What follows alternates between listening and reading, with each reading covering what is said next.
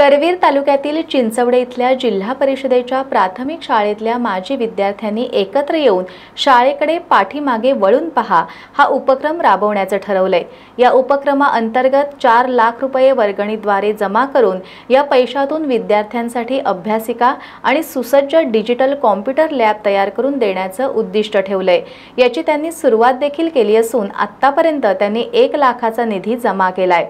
याबरोबर गावात स्वच्छता मोहीम राबवून वृक्षारोपण करण्याचा निर्णय त्यांनी घेतलाय।